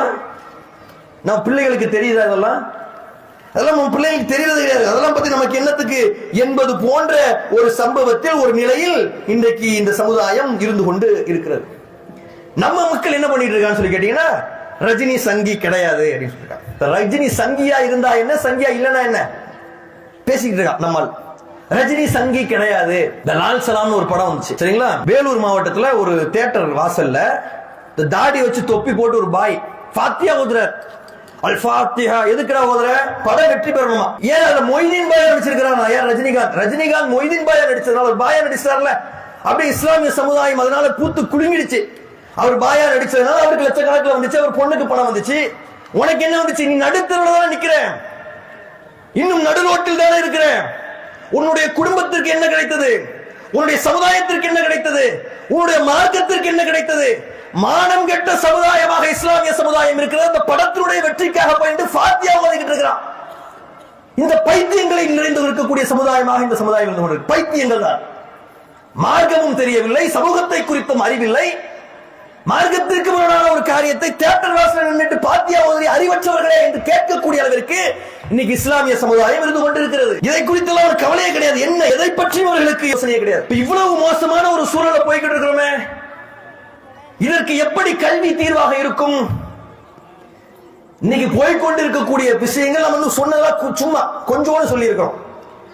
இந்தியாவில் நமக்கு நடக்கக்கூடிய அநியாயத்தை பத்தி பேசணும்னா ஒரு 10-15 மணி நேரம் தொடர்ச்சியா பேசலாம். ரமலான் 30 நாள் உரைன்னு சொல்றாங்கல்ல, 30 நாள் உரை, இன்னும் 60 நாள் உரை கூட செய்யலாம். அந்த அளவுக்கு அநியாயம் நமக்கு நடந்துகிட்டு இருக்கு இந்த நாட்டில். 2014 அந்த ஆட்சிக்கு வந்ததுல இருந்து இன்னைக்கு வரையும் கொல்லப்பட்டவருடைய பட்டியலை குறித்து பேச வேண்டுமையானால், அவர்களுக்கு பின்னாடி இருக்கக்கூடிய கதைகளை குறித்து பேச வேண்டுமையானால் 300க்கும் அதிகமானவர்கள் கொல்லப்பட்டிருக்கிறார்கள் என்று சொல்லப்படுகிறது. முகமது அஹ்லாக்ல ஆரம்பிச்சு சமீபத்தில் இத்ரீஸ் சொல்லி ஒருத்தர் செத்து போனோம் பெங்களூர்ல. மாட்டின் பெயரால் மட்டும் அடித்துக் கொள்ளப்பட்டவர்கள். ஒரு ஹாஃபில், ஒரு குர்ஆனை மரணம் செய்த ஒரு சிறுவன் ஹரியானா என்கின்ற ஒரு மாநிலத்தில் இருந்து டெல்லியில போய் ரமலானுக்கான உடையை வாங்கி கொண்டு திரும்பக்கூடிய நேரத்தில் பசிக்குது என்று சாப்பிடுவதற்காக தான் கொண்டு வந்திருந்த பிரியாணி பொட்டலத்தை பிரிக்கக்கூடிய நேரத்தில் இந்த பிரியாணி பீஃப் பிரியாணி என்று சொல்லி அங்கேயே வைத்தவனை அடித்து கத்தியால் குத்தி தூக்கி பிளாட்பாரத்தில் பிணமாக வீசினார்கள். அன்றைய பெருநாளை தன்னுடைய பிள்ளையோடு கொண்டாட வேண்டும் என்று ஆசையோடு இருந்த அந்த ஜுனைத் என்கின்ற சிறுவனுடைய தாய் இன்னைக்கும் அழுது கொண்டிருக்கிறார். இந்த நாட்டில் 30 ஜூஸ் குர்ஆனையும் மனனம் செய்து ஹாஃபில் என்கின்ற பட்டத்தை பெற்று தொழுகையை தலைமையேற்று நடத்துவதற்கு தகுதி படைத்த ஒரு மனிதனாக உருவாக்கிய தன்னுடைய பிள்ளை பிணமாக வந்து கிடப்பதை பார்த்து எந்த தாயால் தாங்கிக் கொள்ள முடியும்? இந்த நாட்டில் நடந்துச்சு, மாட்டுக்கறியின் பெயரால் நடந்துச்சு. இதை பற்றி பேசுவதற்கே பல மணி நேரங்கள் ஆகும். ஆனால் இதற்கு எவ்வாறு கல்வி தீர்வாக அமையும்? எவ்வாறு இதற்கு விழிப்புணர்வு தீர்வாக அமையும்? முதல்ல நமக்கு நடக்கக்கூடிய பிரச்சனை என்ன என்பதை புரிந்து கொள்ளணும். அந்த பிரச்சனைக்கான தீர்வு என்ன என்பதை புரிந்து கொள்ளணும். இந்த நேரத்தில் கல்வி என்று சொன்ன உடனே BA, BSc, MA, MSc, MCom அது மட்டும் இல்லை, மார்க்கத்தையும் அறிந்து கொள்ள வேண்டும், உலகத்தையும் ரெண்டையும் அறிந்து கொள்ளணும். கொள்கையை பின்பற்றக்கூடியவர்களாகவும் அதிகாரத்தை நோக்கி செல்லக்கூடியவர்களாகவும் நம்முடைய சமுதாயத்தை உருவாக்கும். வெறும் மார்க்கத்தை மட்டும் கற்றுக்கொண்டு உலகத்தை குறித்து இல்லை என்றாலும் பிரச்சனை, உலகத்தை மட்டும் வைத்துக் கொண்டு மார்க்கம் இல்லை என்றாலும் பிரச்சனை. ரெண்டும் இருக்கணும். மார்க்கம் உலகம் என்று கல்வி இரண்டாக இல்லை. கல்வி என்பது ஒண்ணுதான். எந்த கல்வி இறைவனை குறித்த அச்சத்தை அதிகப்படுத்துகிறதோ அந்த கல்வி சிறந்த கல்வி. அந்த கல்வியாளர்கள் இறைவனுக்கு அஞ்சக்கூடியவர்களாக இருக்கிறார்கள். அல்லாஹ்வினுடைய அடியார்களில் அவனை அஞ்சக்கூடியவர்கள் யார்? அறிஞர்கள். அப்ப இறைவனை அஞ்சக்கூடிய கல்வியாளர்களை உருவாக்க வேண்டும் என்பது இந்த நேரத்தினுடைய தேவையாக இருக்கிறது. சமீபத்தில் நடந்த சில வழக்குகளை நீங்கள் பாருங்கள். இந்த நாட்டில் இவ்வளவு பிரச்சனை போய்கிட்டு இருக்கு. நமக்கு மட்டும் இல்லை இந்த பிரச்சனை, இஸ்லாமியர்களை தான் ஃபர்ஸ்ட் குறி வச்சு அடிக்கிறான். ஆனால் சஞ்சீவ் பட் என்கின்ற ஒரு ஐபிஎஸ் அதிகாரி இன்னைக்கு ஜெயிலுக்குள்ள இருக்கிறார். என்ன காரணம்? இஸ்லாமியர்களுக்கு ஆதரவாக பேசினார் என்பதற்காக. இஸ்லாமியர்களுக்கு ஆதரவாக பேசினார், உண்மையை பேசினார். ஏன்னா 2002 கலவரத்தில் கொன்றது இந்த அரசாங்கம் கொன்றது. இதற்கு பின்னணியில் அமித்ஷா இருந்தார், மோடி இருந்தார் என்று வெளிப்படையாக பேசினார். வெளிப்படையாக பேசியதுடைய காரணமாக சஞ்சீவ் பட் என்கின்ற ஐபிஎஸ் அதிகாரி மிகப்பெரிய பொருளாதாரத்தோடு அதிகாரத்தோடு வெளியில் சுற்றி கொண்டிருக்க வேண்டியவர் இன்னைக்கு ஜெயிலில் கிடக்கிறார். ஜெயிலில் இருந்து தன்னுடைய பிள்ளைக்கு எழுதக்கூடிய கடிதத்தில் சொல்கிறார், அம்மா என்னை நீ ஒன்றுத்திற்கும் ஆகாதவன் என்று நினைச்சிடாத, பிழைக்க தெரியாதவன் என்று சொல்லிடாத, நான் உண்மையை சொன்னேன், உண்மையை சொன்னதற்காக நீங்க ஜெயிலில் இருக்கிறேன். சஞ்சீவ் பட் இன்னைக்கு ஜெயிலில் இருக்கிறார். பொய் குற்றச்சாட்டுகள் சொல்லப்பட்டு ஜெயிலில் இருக்கிறார். இந்த பில்கிஸ் பானு என்கின்ற இந்த பெண், அந்த பெண்ணுக்கு நீதி கேட்க வேண்டும் என்பதற்காக தீஸ்தாஸ் தால்வத் என்கின்ற மற்றொரு இந்து சகோதரி, அதே மாதிரி ஒரு பேக்கரி வழக்கு, இஹ்சான் ஜாஃப்ரி என்கின்ற ஒரு எம்பி எரித்துக் கொல்லப்பட்டார். இந்த வழக்குகளை கைகளில் எடுத்து நடத்திய தீஸ்தாஸ் தால்வத் என்கின்ற ஒரு இந்து சகோதரி இன்னைக்கு ஜெயிலில் அடைக்கப்பட்டு பிணை கொடுக்கப்பட்டு பெரும் சிக்கல்களுக்கு உள்ளாக்கப்பட்டிருக்கிறார். ஏராளமானவர்கள் பெரிய பிரச்சனையை சந்தித்துக் கொண்டிருக்கிறார்கள். அம்பேத்கரினுடைய பேரன் ஜெயிலில் கிடக்கிறார். பல இடதுசாரி சகோதரர்கள் ஜெயிலில் கிடக்கிறார். பொய் குற்றச்சாட்டு எல்லாமே. விவசாயிகள் இன்னைக்கு அங்க என்ன அடி வாங்கிட்டு இருக்காங்க பாத்தீங்களா? சுட்டுக் கொல்லப்படுகிறார்கள் இன்னைக்கு விவசாயிகள். ஒரு கொடூரமான ஒரு சூழல்ல இந்த நாடு சென்று கொண்டிருக்கிறது. ஆனால் இவ்வாறு சென்று கொண்டிருக்கக்கூடிய நேரத்திலும் ஒரு வெளிச்சத்தை தரக்கூடியதாக இருக்கிறது உச்ச நீதிமன்றம் இருக்குது. உச்ச நீதிமன்றத்தில் சமீபத்தில் ஒரு தீர்ப்பு வழங்கப்பட்டுச்சு. ஹரியானா என்கின்ற மாநிலத்தில் சண்டிகர் என்கின்ற ஒரு நகரம், அந்த சண்டிகர் என்கின்ற நகரத்தில் மேயர் சொல்லுவாங்க. இந்த மேயர் என்கின்ற இந்த தேர்தலில் 36 சீட்டு, 20 சீட்டு காங்கிரஸ் ஆம் ஆத்மி கூட்டணிக்கு இருக்கு. இந்தியா கூட்டணி நீங்க சொல்றாங்க, அது கிட்ட 20, 16 பிஜேபி கிட்ட இருக்கு. இப்ப யார் ஜெயிப்பா? 16 வச்சிருக்கக்கூடிய பிஜேபி ஜெயிச்சு 20 வச்சிருந்தவன் தோத்துட்டான். என்னடா இது அநியாயமா இருக்கு? 20 இருக்கிறவன் தோத்துட்டான், 16 இருக்கவன் தான் ஜெயிச்சா. எப்படா ஜெயிச்சான் அப்படின்னா, அங்க ஒருத்தர் உட்கார்ந்து இருக்கிறார். இப்படி உட்கார்ந்து வாக்கு சீட்டு என்றார். 36 சீட்டு தானே, 36 இப்படி எண்ணிட முடியாது. 1 2 3 4 5 குழந்தை கிட்ட கொடுத்தா கூட எண்ணும். அவர் எப்படி என்றார் தெரியுமா? 1 2 ஒரு இன்ட் மார்க், ஒரு இன்ட் மார்க். அங்க ஒரு இது இங்க வர பாத்துக்கிறார். அங்க இருந்து ஒரு லைவ்ல கேமரா லைவ்ல ஓடிட்டு இருக்கு, அதை வேற பாத்துக்கிறார். அப்படி அடிச்சு 8 சீட்டை காலி பண்ணிட்டார். வாக்கு சீட்டுல தப்பா நீங்க ஏதாவது மார்க் பண்ணீங்கன்னா அது செல்லாதுன்னு போயிடும். 8 ஆம் ஆத்மியினுடைய கரெக்டா 8 மட்டும். அவன் பிஜேபி எல்லாமே கரெக்டா ஓட்டு போட்டிருக்கான். ஆம் ஆத்மியில 8 பேர் தப்பா ஓட்டு போட்டாங்க. 8 மட்டும் இன்ட் பண்ணிட்டு 36 சீட்டில் என்ன 8 செல்லாம போயிடுச்சு. அதனால இந்தியா கூட்டணிக்கு வெறும் 12, இவர்களுக்கு 16, ஜெயிச்சது பிஜேபி அறிவிச்சிட்டாங்க. பட்ட பகல்ல லைவ்ல கேமரா ஓடிக்கிட்டு இருக்குங்க. பண்ணிட்டான். ஹைகோர்ட்டுக்கு போறான், அங்க இருக்கக்கூடிய லோயர் கோர்ட்டுக்கு போறான், தேர்தலை நிறுத்த முடியாதுன்னு சொல்றான். ஹைகோர்ட்டுக்கு போறாங்க, ஹைகோர்ட் நிறுத்த முடியாது சொல்லுது. உச்ச நீதிமன்றத்துக்கு இந்த வழக்கு போகுது. உச்ச நீதிமன்றம் என்பது டெல்லியில இருக்கு, சுப்ரீம் கோர்ட்னு சொல்லி சொல்றாங்க. இந்தியாவினுடைய உச்சபட்ச அதிகாரம் உடையது. உச்சம்னு சொல்றாங்கல்ல, உச்ச நீதிமன்றம். எல்லா வழக்குகளையும் கடைசியா எங்க போவோம்? உச்ச நீதிமன்றத்துக்கு போகும். இந்த உச்ச நீதிமன்றத்தில் சந்திரசூட் என்று சொல்லக்கூடிய ஒருவர் இன்னைக்கு தலைமை நீதிபதியா இருக்கிறார். இந்த சந்திரசூட், அவருக்கு கீழே இருக்கக்கூடிய அந்த அவை நேரடியாக அவனை வர சொல்லுது. யார? இந்த கேமராவை பார்த்து திருத்தலாம் பாத்தீங்களா ஒருத்தன், அவனை வர சொல்லுது. இங்க வாடா, கூப்பிடுது. எதுக்கு இந்த சீட்டு செல்லாதுன்னு போட்ட சொல்லு. இல்லங்க, அந்த சீட்டுல வந்து சில தவறுகள் இருந்துச்சு. என்ன தவறு இருந்துச்சுன்னு காமி. அப்படியே தலையை குனிஞ்சிட்டு நிக்கிறான். எதுக்கு இன்ட் மார்க் போட்ட? தவறு இருந்ததுனால. எங்க தவறு இருக்கு காமி. காமிக்க முடியல. கண்ட மாதிரி அவனை திட்டுறார்.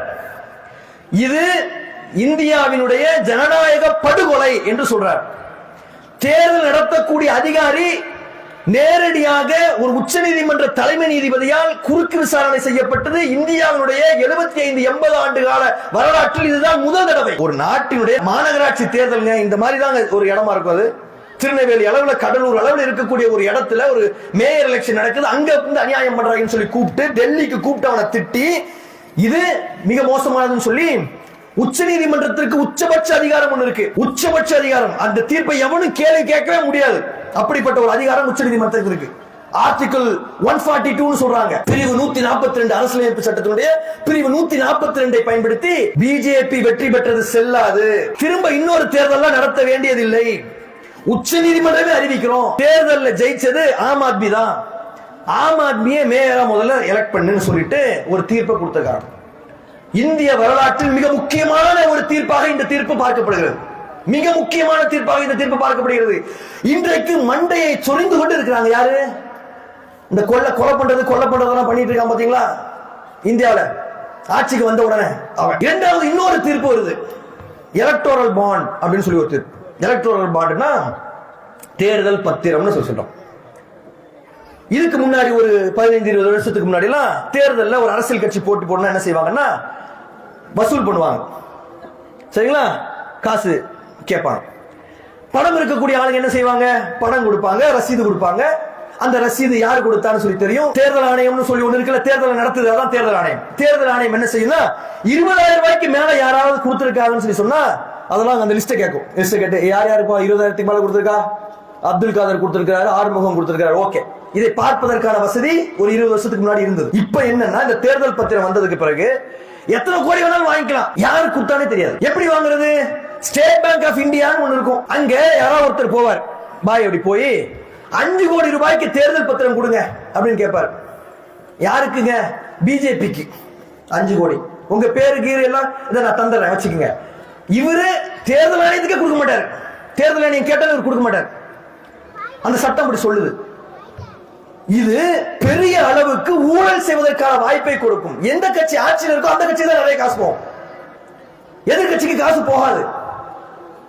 எந்த ஆயிருக்கு அப்படின்னு சொல்லி கேட்டீங்கன்னா, வந்த பைசாவில் 70% அதிகமான பைசா பிஜேபிக்கு மட்டும் போயிருக்கு. சுமார் 6,000 6,000 கோடி ரூபாய் வெள்ளை பணம் பிஜேபி கிட்ட மட்டும் போயிருக்கு. மத்த இருக்கக்கூடிய எல்லா 30 கட்சியும் சேர்ந்து கூட அந்த 6,000 கோடி வரல. பிஜேபி ஒரு கட்சிக்கு 6,000 பிளஸ் கோடி. இதுவரையும் வந்த கணக்கு, இனிமேல் தான் முழு கணக்கு வரும். இதுவரையும் வந்த வெளியில வந்த கணக்குப்படி 6,000 கோடி பிஜேபிக்கு மட்டும் போயிருக்கு. மீதி எல்லா கட்சிக்கும் சேர்த்து, மீதி எல்லா கட்சியும் என்ன, காங்கிரஸ், திரிணமுல், டிஎம்கே, பிஜு ஜனதா தள், ஒய்எஸ்ஆர் காங்கிரஸ், தெலுங்கானா ராஷ்டிர சமிதி, என்னென்ன கட்சிலாம் இந்தியா முழுசு இருக்கோ அவ்வளவு கட்சிக்கும் சேர்ந்து வந்த காசை விட பிஜேபி என்கின்ற ஒரே கட்சிக்கு வந்த காசு ஜாஸ்தியா இருக்கு. இந்த காசை வைத்துக் கொண்டு இவர்கள் ஏராளமான எம்எல்ஏக்களை விலைக்கு வாங்குகிறார்கள். இன்னைக்கு தேர்தல் எப்படி தெரியுமா நடக்குது இந்த நாட்டுல? தேர்தல் யாரெல்லாம் நின்று ஜெயிச்சிருவான். கர்நாடகாவில் உதாரணத்துக்கு காங்கிரஸ் கட்சி, ராகுல் காந்தி இருக்காரு, அவருடைய கட்சி, அவர் கட்சி ஜெயிச்சு வந்துருச்சு வச்சுங்களேன். பிஜேபி என்ன பண்ணுவாங்க?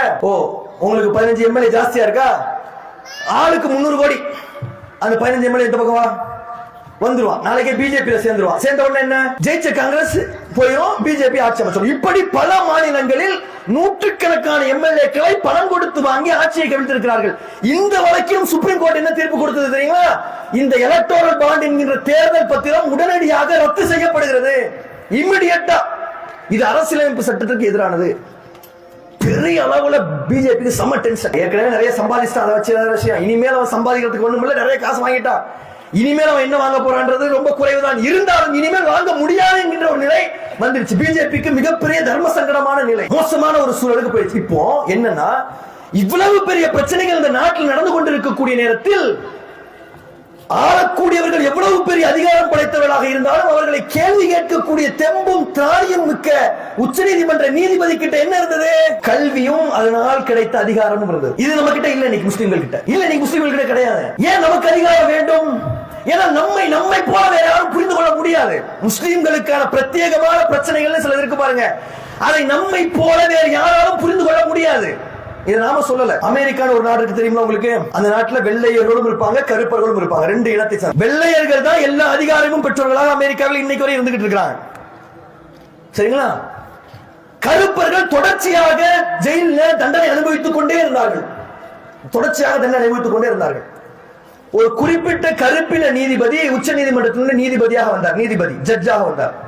வந்த உடனே அவர் நியாயமான சில தீர்ப்புகளை கருப்பர்களுக்கு ஆதரவாக வழங்கினார்.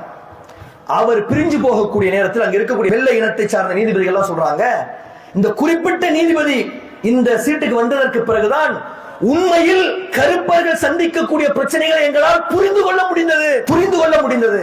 என்ன ஹிஜாப் ஒரு பெரிய விஷயமாங்க, அது ஒரு ட்ரெஸ் தானங்க, அது இல்லாம படிக்கலாம்லாங்க அப்படின்னு மத்தவங்க சொல்லுவாங்க. அது ஒரு முஸ்லீமுக்கு தான் தெரியும். ஏங்க சாதாரண ட்ரெஸ் கிடையாதுங்க, அது எங்களுடைய மார்க்க சட்டம் என்று நமக்கு தான் தெரியும். அப்ப அப்படி நடந்துச்சு. இப்போ ஒருத்தருக்கு வந்துங்க கிட்டத்தட்ட 30 வருஷ காலம் ஜெயிலில் இருந்ததுக்கு பிறகு இன்னைக்கு அமெரிக்காவில் அவர் ரிலீஸ் பண்ணிருக்காங்க. அவர் அந்த தப்பே செய்யறன்னு சொல்லி ஒரு கருப்பினத்தை சார்ந்தவர். இப்படி அங்கே கருப்பினத்தை சார்ந்தவர்கள் அதிகமாக தண்டிக்கப்பட்டார்கள். காரணம், அவர்களை குறித்த தவறான பார்வை அங்கே இருக்கக்கூடிய வெள்ளை நீதிபதிகளுக்கு இருந்தது. அவர்கள் பொய்யாக செய்யல, அவங்களுக்கு புரியல அவர்களுடைய பிரச்சனை. அப்போ ஒரு சமுதாயம் நியாயமாக நடத்தப்பட வேண்டும் என்றால் அந்த சமுதாயத்தை புரிந்து கொள்ளக்கூடியவர்கள், புரிந்து கொண்டவர்கள் அதிகாரத்தில் இருக்கணும். நம்மை சார்ந்தவர்கள் அதிகாரத்தில் இல்லை, சுத்தமாக இல்லை. படிக்கவில்லை, படித்தவர்கள் அதிகாரத்தை நோக்கி நகர்வதில்லை. பணத்திற்கு பின்னால் வாழக்கூடிய ஒரு பைத்தியக்கார கூட்டமாக நம்முடைய கூட்டம் இருக்கிறது. வெறும் பணத்துக்கு பின்னால், பணம் தப்பு இல்ல சம்பாதிக்கிறது, வெறும் பணம் நம்மை காப்பாற்றாது. வந்து கொண்டிருக்கக்கூடிய நேரத்தில் ஒரு சகோதரர் சொன்னார், இங்க ஒரு ரோடு, அந்த ரோடு பேரு கான் பகதூர் அப்துல் ரசாக் ரோட், கான் சாஹிப் அப்துல் ரசாக் ரோட் அப்படின்னு ஒரு ரோடு இருக்கா. அவங்க குடும்பத்தை பத்தி சொன்னாங்க. பெரிய பலம் நிறைந்த பிரம்மாண்டமான ஒரு குடும்பம், இன்னைக்கு ரொம்ப இறங்கி போயிடுச்சு அப்படின்னு சொன்னாங்க. வருத்தத்துக்குரிய விஷயம். கண்ணியத்திற்குரியவர்களே, பணம் என்பது அப்படித்தாங்க, பணம் என்பது அப்படித்தான் இன்னைக்கு இருக்கும் போயிடும். கல்வி அப்படி கிடையாது, கல்வி அப்படி கிடையாது. அதனால்தான் திருமறை குர்ஆன் சொல்கிறது, கல்வியை நோக்கி நீங்கள் பயணிக்கக்கூடிய நேரத்தில் சொர்க்கத்தை நோக்கி பயணிக்கக்கூடியவர்களாக இருக்கிறீர்கள் என்று இந்த மார்க்கம் சொல்கிறது. உங்களுக்கு கல்வியை குறித்து அதிகமாக வலியுறுத்தக்கூடிய மார்க்கமாக இருந்து கொண்டிருக்கிறோம். கற்றவர்களும் கல்லாதவர்களும் சமமாக மாட்டார்கள் என்று திருமறை குர்ஆன் சொல்கின்றது. ஆனால் நாம் கல்வியை குறித்து யோசிப்பதே கிடையாது. எதையாவது படிக்கிறது, வெளிநாட்டுக்கு போயிடுறது, வெளிநாட்டில் போய் சம்பாதிச்சு ஒரு வீட்டை கட்டுறது, வெளிநாட்டில இருந்து வரும்போதே உடம்புல ஏகப்பட்ட நோயோட வர வேண்டியது, வேற என்ன பண்றது? அப்படிதான் 20-25 வருடம் இங்க இருக்கிறது, அவரோட மூத்தா போயிருது. அப்ப இப்படிதான் வாழ்க்கை போய்கிட்டு இருக்கு எல்லா இடங்களிலும். கடலூர் மட்டும் இல்லை, தமிழகத்தில் இருக்கக்கூடிய பெரும்பான்மையான இடங்களில் இஸ்லாமிய இடங்களில் இருக்கு. இதுக்கு காரணம், முக்கியமான காரணம் என்ன தெரியுமா? பெண்கள். அவன் இங்க இருப்பதற்கு தயாராக இருந்தாலும் கூட பெண்கள் விடுறதே கிடையாது. போ, நீ போ, வெளிநாட்டுக்கு போ, சம்பாதிச்சு கொண்டு வா. அவன் பாரு ஏதாவது வீட கட்டிட்டான், அவன் பாரு அவன் பிள்ளைக்கு 100 சவரன் போட்டுட்டான், அவன் பாரு அவன் பெரிய பைக்கை வாங்கி கொடுத்துட்டான். என்னத்துக்கு அதெல்லாம்? என்ன செய்யும் அது உங்களை? 5 பைசாவுக்கு பிரயோஜனம் கிடையாது. 5 பைசாவுக்கு பிரயோஜனம் கிடையாது. சம்பாதிங்க, வெளிநாட்டுல போய் சம்பாதிங்க. அதிகாரத்தை உடையவர்களாக, ஆற்றல் உடையவர்களாக, ஆராய்ச்சி உடையவர்களாக கற்று சம்பாதிங்க. ஜெர்மனியில் ஒரு துரேசி என்கின்ற ஒரு டாக்டர், துருக்கியிலிருந்து அகதிகளாக போனவர்கள் இன்னைக்கு பல பில்லியன் டாலர்களுக்கு அதிபதிகளாக இருக்கிறாங்க. என்ன செஞ்சாங்க?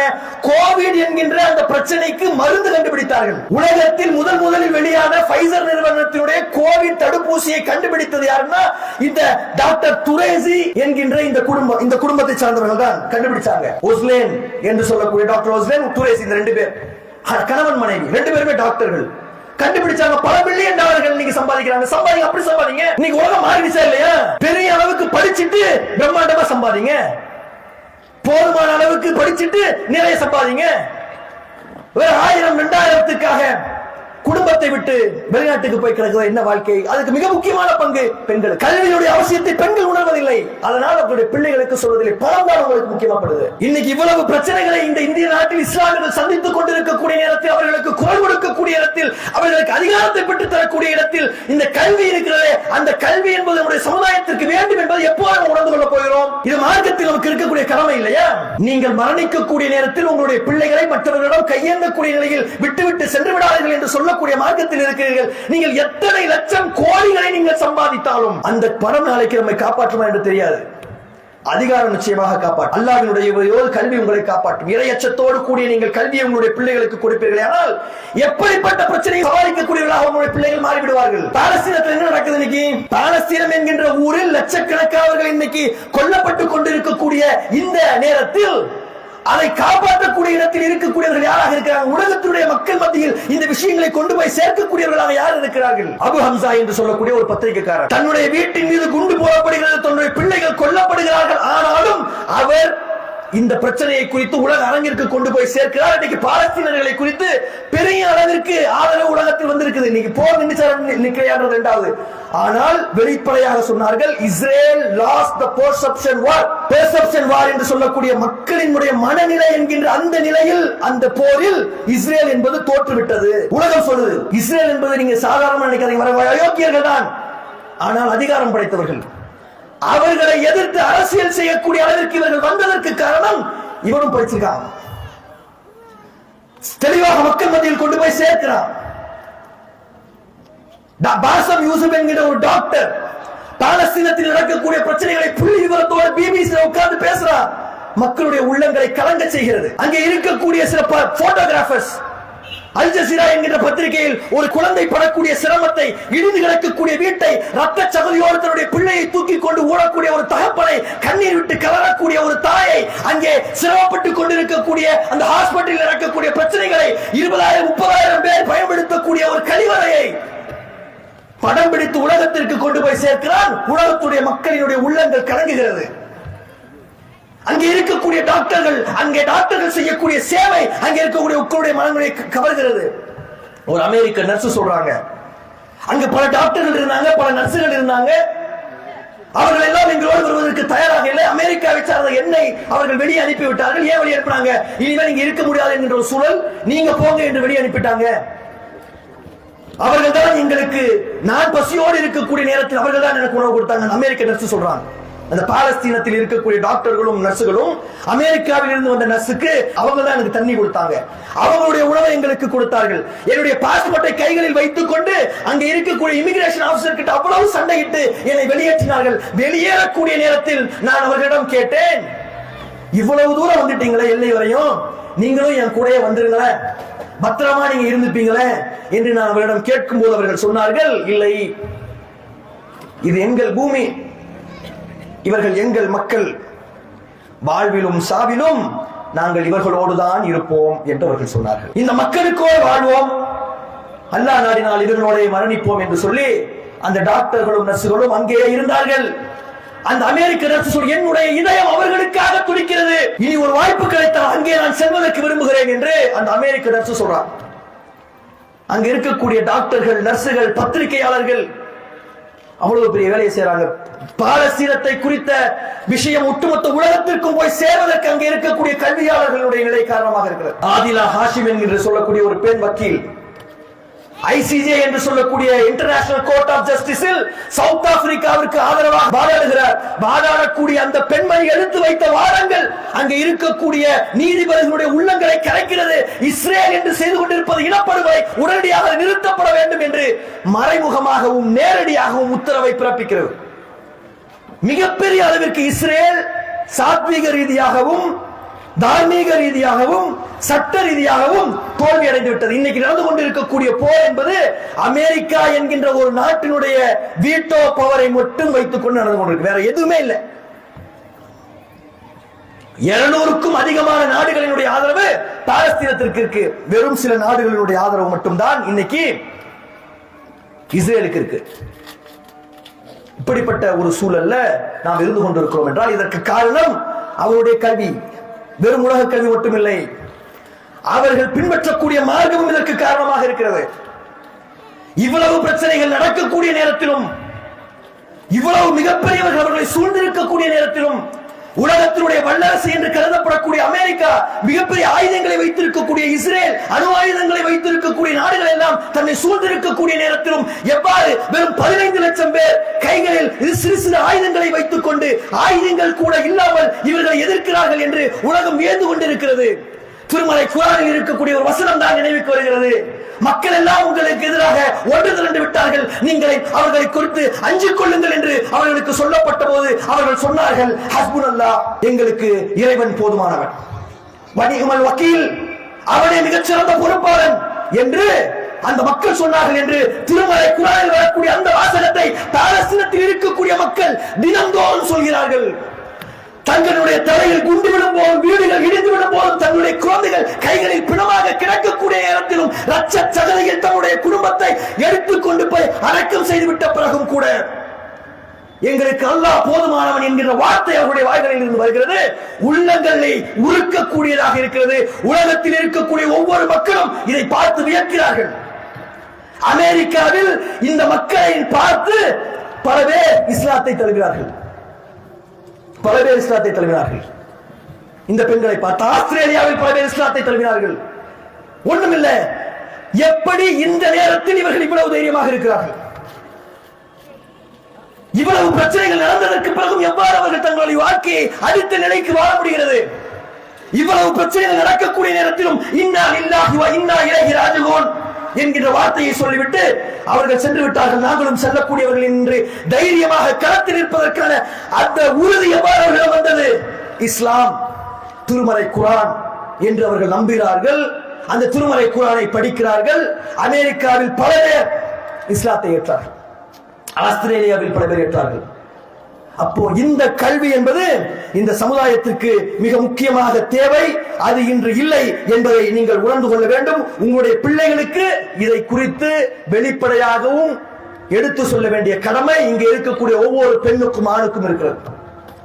வெளிநாட்டுக்கு போகணும் என்கின்ற எண்ணம் இருந்தால் மிகப்பெரிய அதிகாரம் படைத்தவர்களாக போங்க, பணம் சம்பாதிக்கிறதுக்கு போகாதீங்க. இது உங்க நாடு, இது உங்களுக்கு சொந்தமான நாடு. உங்களுடைய தாத்தனும் பாட்டனும் வாழ்ந்த நாடு. உங்களுடைய தாத்தனும் முப்பாட்டனும் இந்த நாட்டினுடைய விடுதலைக்காக போராடி இருக்கிறார்கள். மற்றவர்கள் யாரும் செய்ததை விட அதிகமான தியாகத்தை நாம் செய்திருக்கிறோம். மற்றவர்கள் யாரும் இந்த நாட்டினுடைய சுதந்திரத்திற்காக உரிமை கோர முடியாது, நம்மால் கோர முடியும். நேதாஜியோடு நாம் இருந்திருக்கிறோம், காந்தியோடு இருந்திருக்கிறோம், திப்பு சுல்தானோடு இருந்திருக்கிறோம். மற்றவர்கள் இறந்ததை விட அதிகமாக இறந்திருக்கிறோம். மற்றவர்கள் இறந்ததை விட அதிகமாக நாம் இறந்திருக்கிறோம். மற்றவர்களால் கொல்லப்பட்டதை விட நாம் அதிகமாக கொல்லப்பட்டிருக்கிறோம். இந்த நாட்டில் வாழ்வதற்கும், அதிகாரத்தோடு இருப்பதற்கும், மரியாதையோடு இருப்பதற்கும் உங்களுக்கு உரிமை இருக்கிறது. உங்களுடைய பிள்ளைகளுக்கு சொல்லி வளர்க்க வேண்டிய இடத்தில் இருக்கிறீர்கள். உங்களுடைய கல்வி, உங்களுடைய அதிகாரம் உங்களை, உங்களுடைய சமுதாயத்தை பாதுகாக்கும் என்பதை சொல்லிக் கொடுக்க வேண்டிய இடத்தில் இருக்கிறீர்கள். மார்க்க கல்வியையும் உலக கல்வியும் உங்களுக்கு சொல்லிக் கொடுக்க வேண்டிய இடத்தில் இருக்கிறீர்கள். இது உங்களுடைய நிலையை மாற்றும் என்பதை அவர்களுக்கு புரிய வைக்கக்கூடிய இடத்தில் இருக்கிறீர்கள். ஏதோ பிள்ளைகளை வளர்ப்பது, பிள்ளைகளுக்கு சொல்லிக் கொடுப்பது ஏதோ சாதாரண வேலை நினைக்கிறீங்க. பெண்களாக இருக்கக்கூடிய உங்களைத்தான் இந்த மார்க்கம் அதிகமாக பொறுப்பாளர்களாக பார்க்குது. குழந்தை வளர்ப்புல ஒரு குழந்தை, ஒரு மனிதன் பேண வேண்டிய உறவுகளில் சிறந்த உறவு எது என்று நபிகள் நாயகம் ஸல்லல்லாஹு அலைஹி வஸல்லம் அவர்களிடம் கேட்கப்பட்ட போது நபிகள் நாயகம் ஸல்லல்லாஹு அலைஹி வஸல்லம் அவர்கள் சொன்னார்கள், உம்முக, உன்னுடைய தாய். மீண்டும் கேட்டார்கள் தாய், மீண்டும் கேட்டார்கள் தாய் என்கிற பதில்தான் வந்தது. ரோடாக சுற்றி வெயிலில் நின்று கடுமையாக உழைத்து தன்னுடைய இளமையை தொலைத்து ஆயிரமாக சம்பாதித்து குடும்பத்திற்கு அழைத்து சொல்லக்கூடிய அந்த தகப்பனுக்கு 4வது இடம், தாய்க்கு முதல் 3 இடம் என்றால் உங்களுடைய பொறுப்பு அதிகமானது. உங்களுடைய பிள்ளைகளை வளர்ப்பதில் நீங்கள் கூடுதல் கவனத்தோடு இருக்க வேண்டும். கல்வியை, அதிகாரத்தை உங்கள் பிள்ளைகள் பெறுவதில் உங்களுடைய பொறுப்பு மற்ற அனைத்தையும் விட மிக முக்கியமானது என்பதை இங்கே உட்கார்ந்து கொண்டிருக்கக்கூடிய பெருவாரியாக திரண்டிருக்கக்கூடிய பெண்கள் நீங்கள் புரிந்து கொள்ள வேண்டும். இதை உங்கள் மக்கள் மத்தியில் கொண்டு செல்ல வேண்டும். உங்களுடைய பிள்ளைகளை நல்ல நிலையில் வளர்த்தெடுக்க வேண்டும். நல்லபடியாக வாழ்ந்து நல்ல பிள்ளைகளை வளர்த்தெடுத்து மரணிக்கக்கூடிய நேரத்தில் நிம்மதியாக மரணிப்பதற்கு உங்களுக்கும் எனக்கும் இறைவன் அருள் புரிவானாக. வாழ்ந்து வாழ. அல்ஹம்துலில்லாஹ். அஸ்ஸலாமு அலைக்கும். இஸ்லாம் மற்றும் சமுதாய செய்திகளை அறிந்து கொள்ள தமிழ்நாடு தௌஹீத் ஜமாஅத் யூடியூப் பக்கத்தை உடனடியாக சப்ஸ்கிரைப் செய்து கொள்ளுங்கள். மேலும் பெல் பட்டனையும் கிளிக் செய்து கொள்ளுங்கள்.